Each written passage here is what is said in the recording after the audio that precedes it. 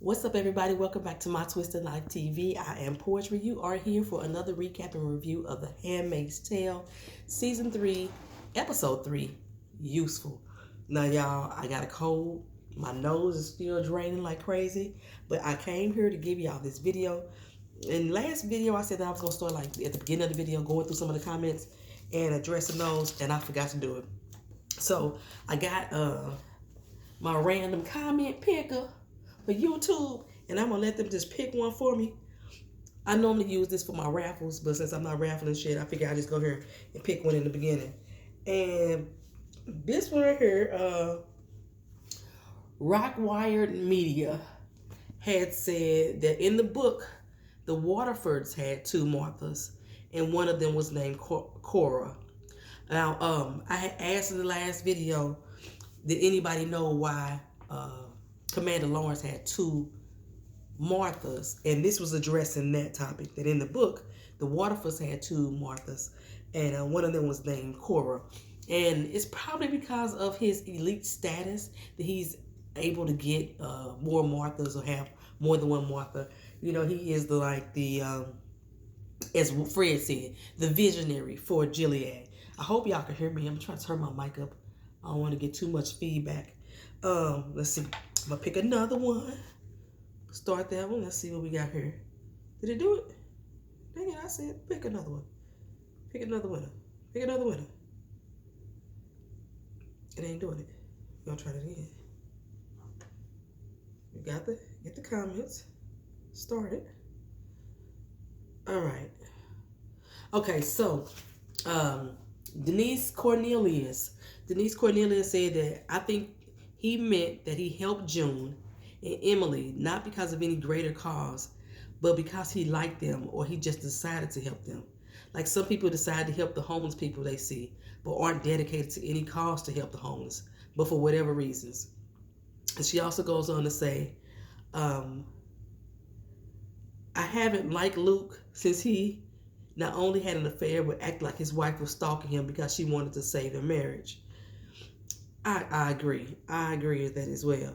Then we also had another one from Koshun 2003 that said, wasn't Beth one Nick was sleeping with? Wasn't she there the night June was taken to Jezebel's making food in the kitchen? So does that mean that Commander Lawrence was there too that night, cheating too? So as far as Denise is concerned, what she's referring to, I had said when Commander Lawrence said, you don't think, or June said, you didn't know me and you helped me. And Commander Lawrence said, is that what you think I did? Is that what you think? And I had asked the question, was he saying that you don't think I know you, or you think I actually helped you? That's what Denise was referring to. And she said maybe he just helped just because he helped. And this episode kind of like answered that question for us, right? Koshun 2003 was saying it wasn't Beth the one Nick was sleeping with. I was like, was that her? When they showed the flashbacks to this episode, yup, that was her. That was her face at the beginning. And remember when they went to Jezebel's, she was trading sexual favors with Nick because Nick was bringing her drugs. And somehow she ended up at the commander's house. And I believe Cora was the one who had her eye put out at the Red Center. Somehow the commander gets all these throwaways. So maybe he was at Jezebel's, and maybe I was wrong last week that he don't want to sleep with these women because he loves his wife so much. Maybe he was at Jezebel's, and maybe that's how he ended up with Beth as his Martha. So it's possible. Y'all be coming up with some good questions and some good things that we be talking about too. And I'm gonna keep this page open only because there's some other things I want to address. Hopefully I can find the comment real quick. Like, oh shit, where's my comment section? Comments, bam. You got? Did it open it up? Oh, it's opening up. Okay, so we finna hop right into this review right at 4 minutes and 30 seconds. Bam. We open up with June standing among hanging Marthas hanging out the tree, looking like strange fruit hanging from poplar trees. Y'all know, y'all heard the saying. That's what we used to say about when they used to hang black people during slavery time, that they were strange fruit hanging from poplar trees. And that's basically what they're doing with these Marthas. I know they probably said this before, but I always wonder why they hung them. But hanging is such an inhumane way of killing somebody. because they may not even die. You know, let's be honest. They just snap their neck, sever their spine, or what have you. But sometimes hanging doesn't kill you. People who try to commit suicide by hanging themselves fail for some reasons. It didn't work. But it could fuck them up if it didn't kill them. So, but I always wonder why they use that method. So anyway, like I said, I think they said it before. But we're gonna keep going. I sound like a grown man right now. Anyway, their faces were covered up, so we were not clear if Cora was one of those people hanging up there. Because remember, Commander Laura sent her away last episode. Y'all got chest rub on me. I'm so extra shiny. Anyway, and June is like, I don't think that Commander Lawrence is that person. He wouldn't do her like that. Nah. So I was like, girl, he created the colonies. You know what I'm saying? Hanging is actually a merciful act compared to going to the colonies, you know, because sometimes freedom is death. You know, death is freedom, either way you want to say it. So I don't know. He would do it. He would do it. Well, Alma and Janine were standing by, and they say, you know, these bodies been over for a couple of days. They starting to stink. So maybe the hangings are over, you know, or at least for the Marthas, you know what I'm saying? Who else could be hanged? That would be us next, the handmaids, right? So I was wondering if any of those Marthas that were hanging up there helped orchestrate Jim's escape. That was on my mind. Before I go any further, I've noticed that the first two seasons, I'm going to say this now instead at the end. I noticed that the first two seasons were more focused on Gilead and the political structure, the religious structure of Gilead, and basically, for me, the destruction of humanity. And it was being told through the eyes of June. But this particular season seems to be a bit more personal. It seems to be specifically focused on June and her struggle, Serena Joy and her struggle, and we probably want to get Emily as well. So it seems like it's a little more personal this time, other than the first two seasons. Like, and she's thinking that in order for her to survive this, she has to find powerful allies. And when she said those words, in order for me to survive this, it just made me think, I'm not going to try to escape anymore. I'm just going to try to survive in this world. I may be trying to turn y'all ass down in the process, but I need to survive as long as I can in order for me to turn down the process. So, but when she first said, I was like, what you mean survive, girl? No, we ain't trying to survive. No, we trying to get out. Get out. That's what we trying to do. I sound like Medea, didn't I? But yeah, then I played that back again. I was like, no, she's not saying that I'm trying to stay here and just accept it like I used to do. Remember, she was like that for a moment. She was trying to just make her life pleasant there. Remember, like I said, when she was working for Serena Joy, that's all I felt, that she was just trying to make her life a little bit better. You know, same as Serena Joy. That's what they two peas in a pot to me. I actually always felt that's what June was trying to do, was just trying to make her life more easy. Damned everybody else. But now she seems to be on a journey to try to dismantle everything. And so back then, I thought she was trying to make genuine friends with Serena Joy. I still think she's trying to make genuine friends with Serena Joy, but not just allies. She's looking for allies in everybody, even with Fred. She's looking for allies with Fred. He was always an ally for her, in my mind, because she was able to so easily manipulate him. And he would pretty much tell her everything that she wanted to know. He's somebody that can be easily manipulated. Hell, Serena Joy manipulated him, I believe. Anyway, Lawrence's state of power, like I said, is why he has two Marthas. He got them serving him spoonfuls of food. Like literally, he's sitting there eating his food. They waiting there, patiently waiting for him to chew that morsel to see if he wants some more. And if he don't brush them away, then they put more food on his plate by the spoonful until he be done with them. I was like, look at this motherfucker here. Oh, baby, he is a control freak. He is a control freak. What? Oh, I think it was S. Betty. Is that who said it? Like I said, I got all the comments here. Damn, somebody said it. They said it real good too. And I was like, yes, girl, that was it. I got so many comments, I can't go through it. Okay, we gonna keep it moving. Anyway, Commander Lawrence to me is a classic abuser. Um, he lets you get away with just enough to make you feel like you got a little freedoms. You know what I'm saying? They still treat you somewhat nicely, but they will pull the rug from underneath your feet and watch your ass fall and laugh about it in a heartbeat. That is Commander Lawrence. Like, he's that jerk. You've seen it before in the movies and shit. I hope this ain't never happened to you. Where it's pouring down, fucking raining, and the dude sitting in the car with the car running, and she come up to go reach for the door and the door handle, and he drive off. And she's standing there in the rain. And then she run up to the car and she reach for the handle, he drive off again. That's Commander Lawrence. You could be having an arm full of groceries, a baby on your hip, he ain't gonna matter. He gonna keep pulling off on your ass. And then if he finally lets you in the car, he gonna act like it's a fucking joke and then get a whole grown ass attitude because you getting his seats wet. That is him. That is this man. And it's making me realize I don't like him. I mean, I didn't like him anyway, just on the strength that he is the one who thought of the colonies in order to fund Gilead. But I was kind of giving him, I kind of had a little hope in him because I thought he was part of Mayday and helping people escape. And he really not. He really not. Like old girl said, he only helping motherfuckers just because he get a kick out of it. This is a game to him. He liked the game. Remember I said last time it was a cat and mouse game. I might have used the wrong terminology for a game, but it's a game to him. He likes this. Like I said, he likes aggressive women, but he likes to be able to shut aggressive women the fuck up. That is Commander Lawrence. So, anyway, the other commanders are coming by the house today, right? Commander Lawrence such a big wig that he don't go to them, they come to him. That's the type of person that he is. So while he eating his food, he spill his drink. And he get the new Martha, who name is Sienna, to come in there and clean it up.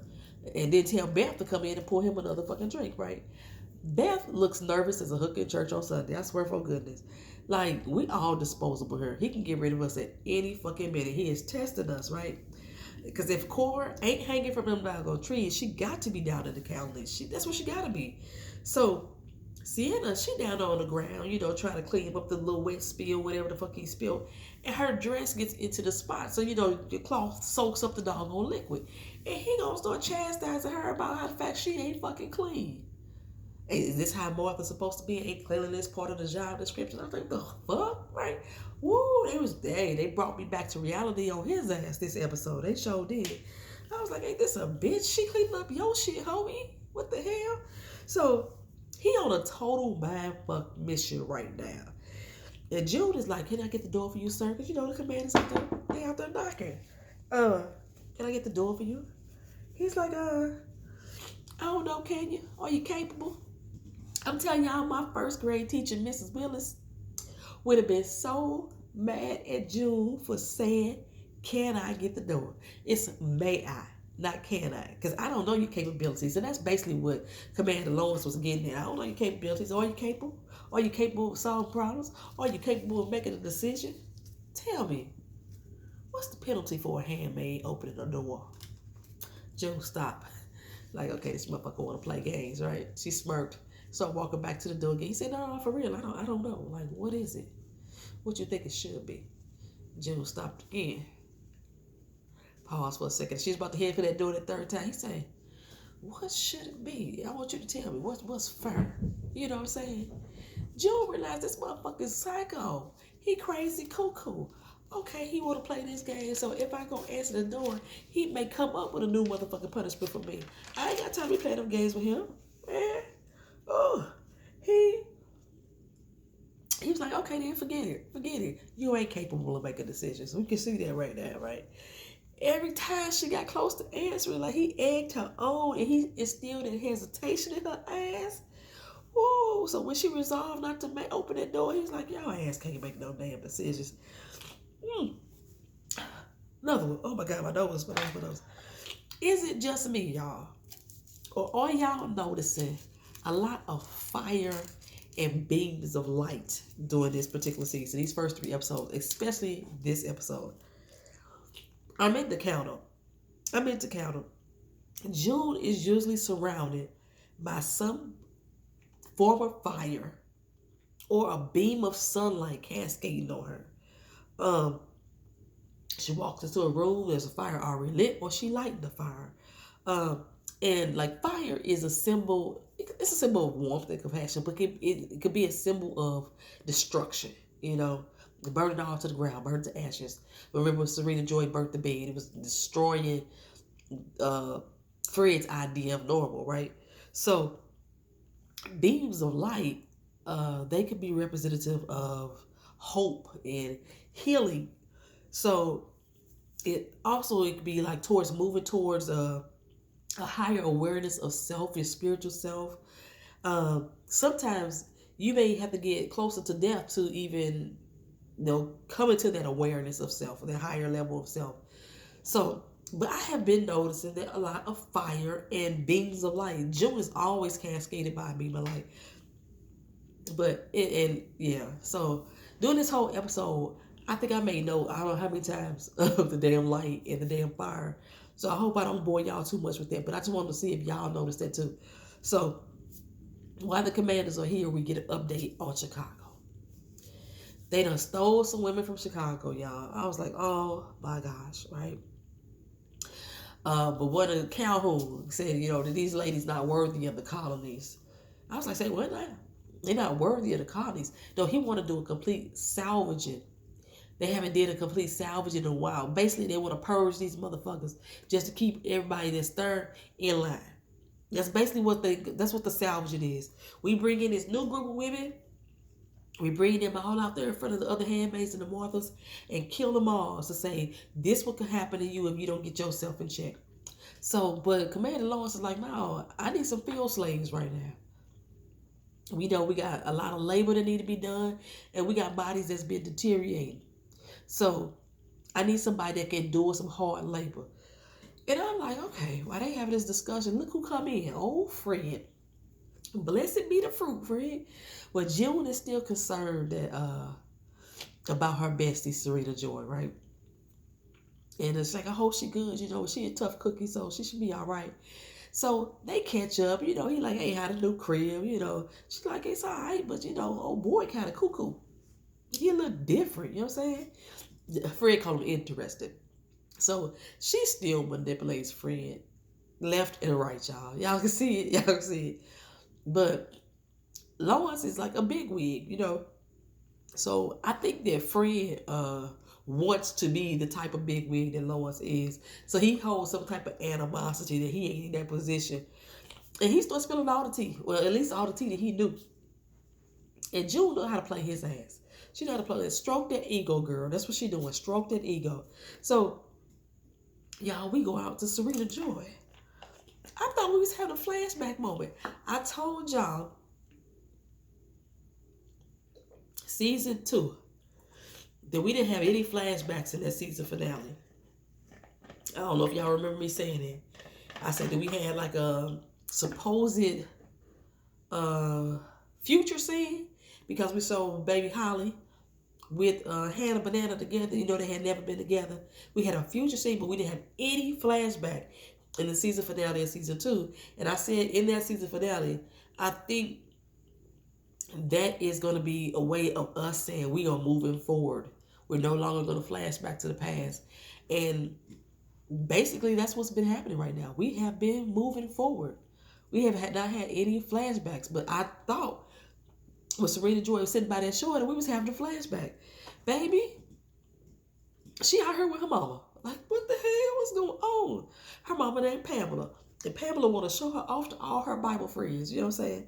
Serena Joy is not in the mood for that shit. I just lost my house. I just lost my baby. Me and my husband ain't acting right. No, I ain't got time for that, ma. But she got one of them mamas. Y'all know what I'm talking about. I ain't even got to describe it. She got one of them mamas, Oh, you good, girl. I see you in there. Go put the clothes on in there. Come on in there. Shuck and jive for the people for me. Kind of a nice, nasty, overbearing type of mama. And I'm like, they really, really trying to make y'all, because I'm not, trying to make y'all feel sorry for Serena, showing her the type of mama that she has. Her mama is really condescending and manipulative at the same time as well. But back at the crib, Commander Lawrence has requested that June come in and serve them instead of Sienna. He is so demeaning to her from the jump. He don't want Sienna to get comfortable at all. You don't know your place from the beginning. But for some reason, I was thinking that maybe he wanted June to hear what was going on in that meeting and humiliate her at the same damn time, just to keep her in line. I think I might need some more tissue. Oh, excuse me. Hold on for a second, y'all. All right, y'all. I think I'm back. So like he trying to put on for the boys. He trying to put on for them.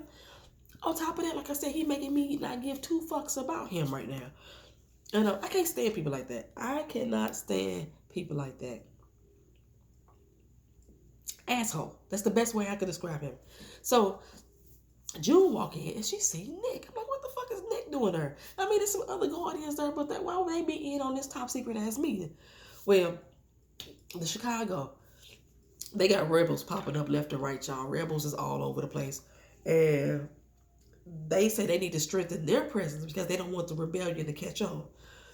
And Warren, was it Warren or Calhoun?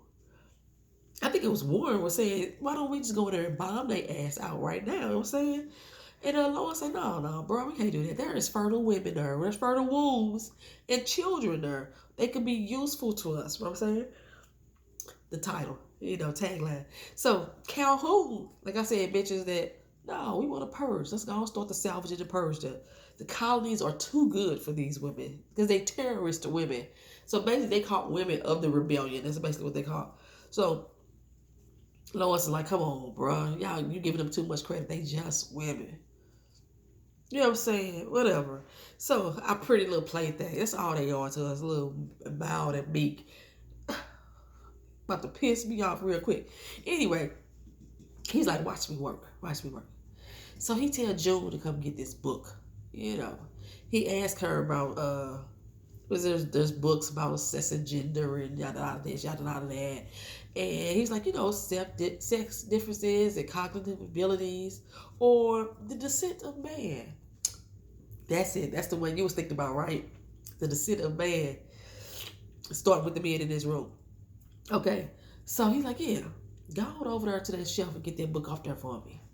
Now, he know good and God doggone well June ain't supposed to be reading a motherfucking thing. So if she go over there and actually pick a book up off that shelf, that means that she done read some shit because she had to read the titles and all of that. So he playing with her. He playing with her right now. Now, she go over there. She playing smart. She just standing there.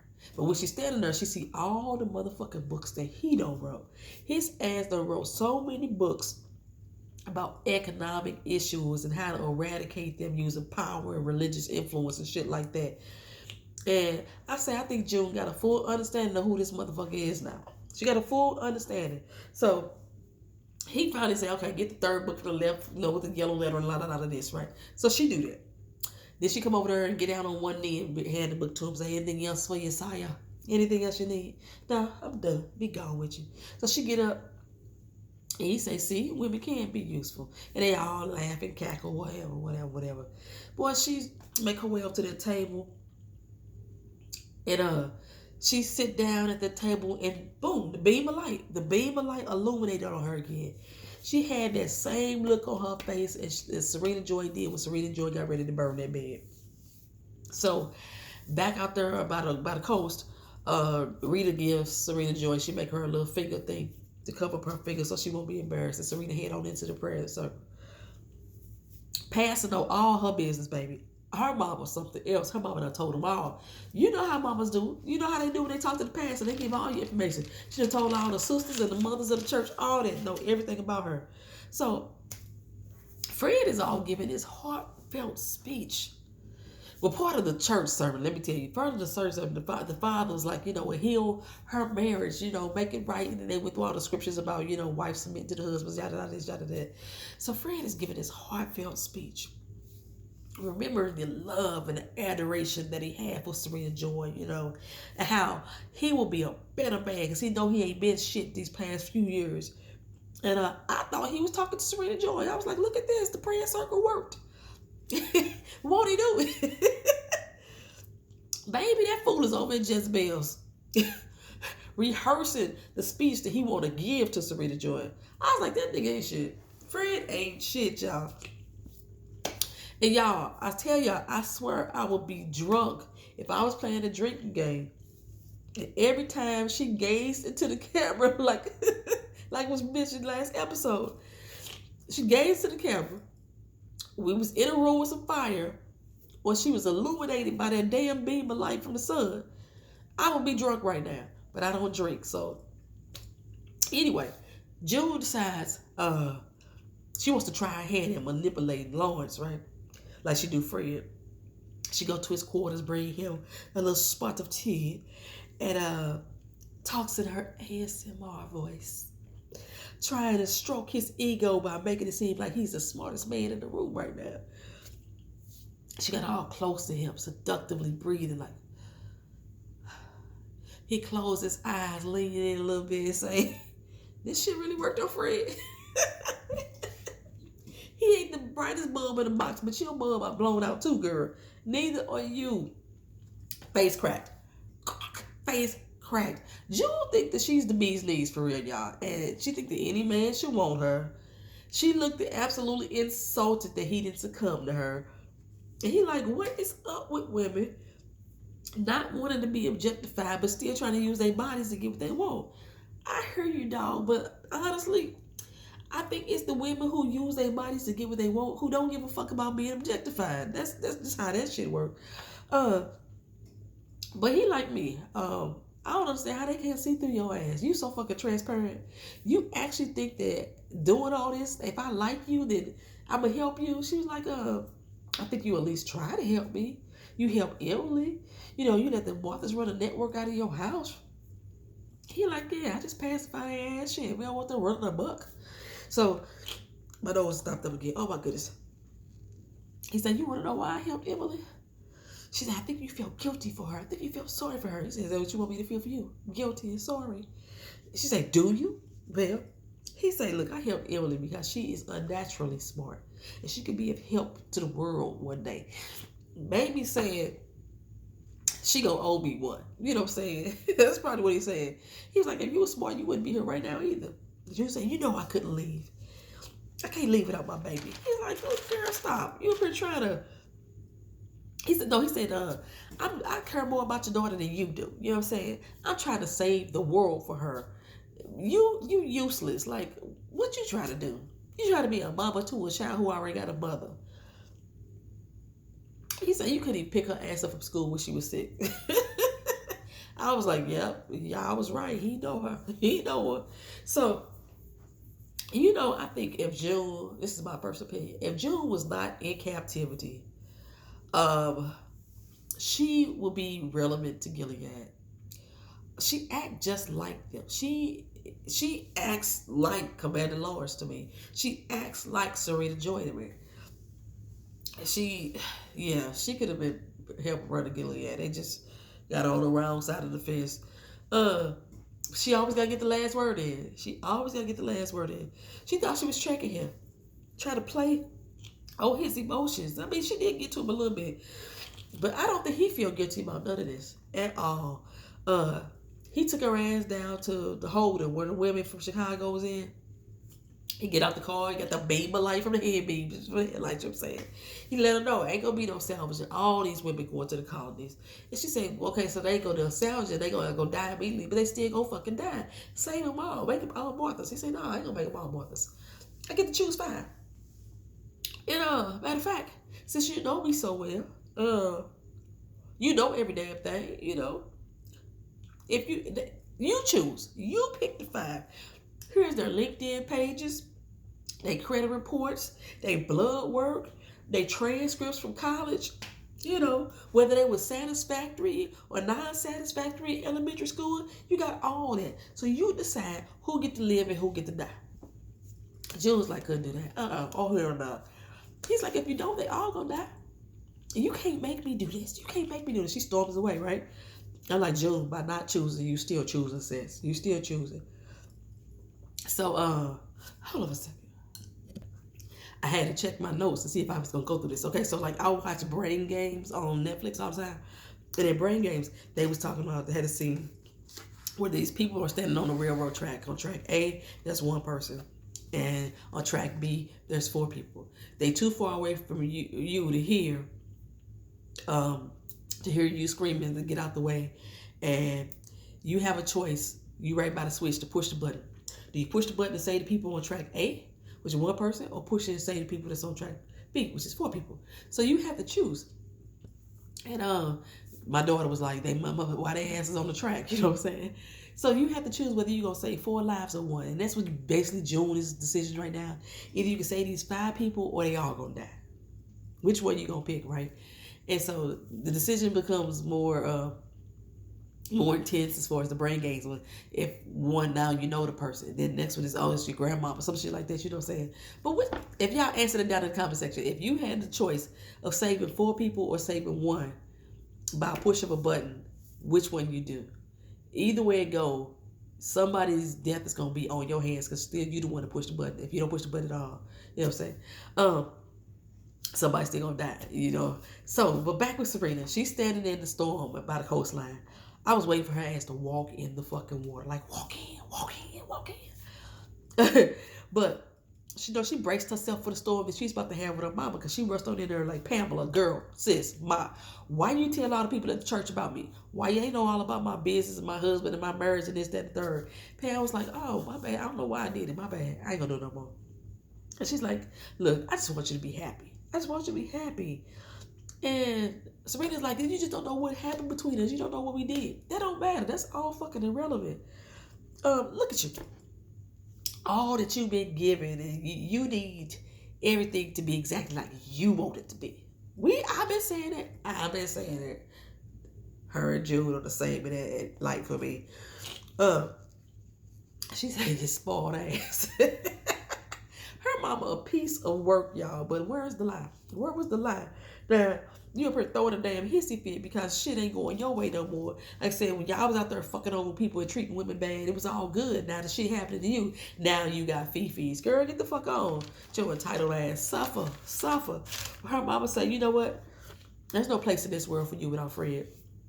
At first, I was saying that she was not saying that to say you nothing without a man, but to say in this world of Gilead that you wouldn't be shit without Fred, because you would either be on the wall at the colonies or fucking Martha, you know, one of the 3. But no, she meant that shit. You ain't shit without Fred. Like, together y'all the beast motherfucking knees, right?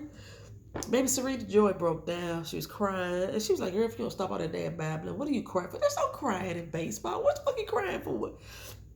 Say the drama for your mama. Say the drama for your mama who give a damn, and it ain't this mama right here. That's what Pamela was saying.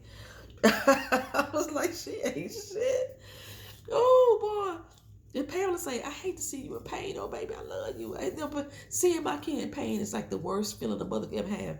Serena Joy's like, "No, that is not the worst feeling. Losing your kid," basically, is what Serena Joy said, is the worst fucking feeling. Pam said, "Hold on, miss me with that. Miss me with the pity party, girl. You gave that damn child away. You gave her away. And it wasn't even your fucking kid up here crying and shit." Her mama gutter, y'all. She's straight gutter. She whole ass, but I understand. Now, I know that you can build a bond with a child that is not biologically yours. I know this. I told you this in the last episode about that's why I don't feel like I work at a NICU or be at the NICU, because I'm going to build bonds with those kids. And I want to be a foster parent and build bonds with kids that's not yours, and then you have to let them go. I got to get my mind ready for that. I really do. But Serena, you basically stole this motherfucking kid. You stole this child. So suck it up, girl. Well, back at the crib, Nick show up. I was like, "What the fuck? Beth, like, you not heard from me, are you?"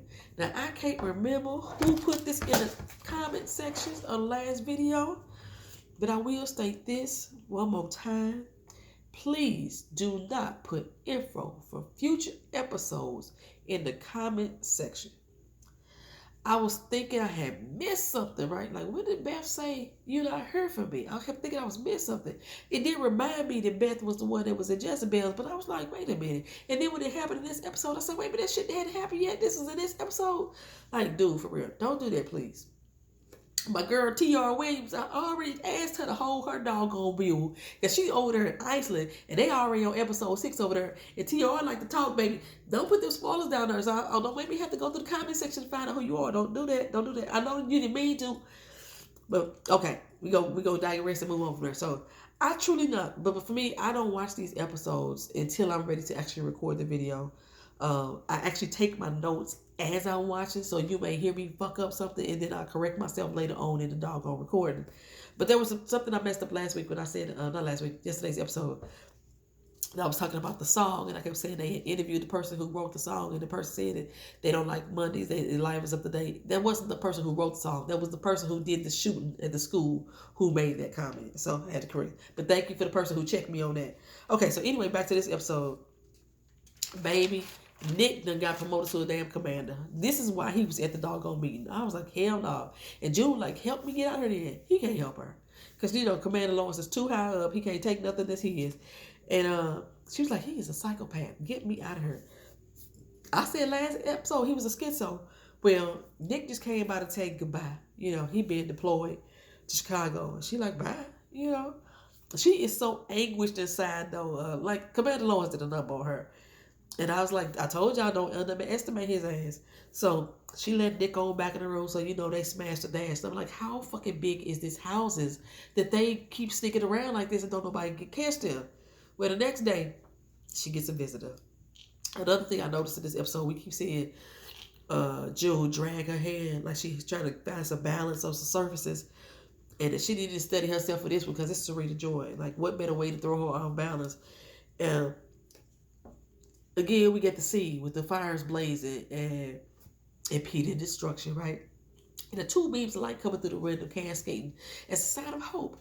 And I was thinking there was two beams because it represents June and Serena Joy, because both beams of light were connected on the floor right there in front of the fireplace. Maybe I'm just too metaphoric. Maybe it's nothing. But I'm into dream interpretation. I'm into tarots, and I always look for signs and symbols and shit and try to interpret it. That's just me. But if y'all see it too loud, let me know down in the comment section. I saw it. Anywho, this was another bonding session for Serena Joy, and Serena was like, he to her mother's words that baby wasn't her, so she shouldn't be feeling anything about it. June was like, yeah, that was your baby. She still needed an ally. She gonna stroke her ego. But she basically said, you are her mother. And she meant that shit. June really believed that too. However, it was funny that she got all offended and shit when Commander Lawrence said that Mackenzie was Hannah's baby. But anywho, she was able to get to Serena Joy's hand. Like, at the end, June surprised Lawrence by choosing the 5 women. And she was smart enough to pick women who could help the cause, And then out on the shore, Serena Joy walking her ass to that water, baby. I was like, oh my God, don't kill yourself. Yeah, don't kill yourself. I know I want you to kill yourself. But wait. I need you to, hold on a little bit longer. Help turn out this motherfucking place. And then get out. You see? I was like, is she going to do it? Is she going to do it? Nah, she didn't. She turned around. She was just baptizing her sins away from her. That's all she was doing. That's the end of this episode, y'all. I want to thank y'all for watching. Thank y'all for being patient. Hopefully my voice don't be completely gone tomorrow. So the way I can give y'all episode 4. Thank y'all for coming back. Like, comment, share, and subscribe. Peace.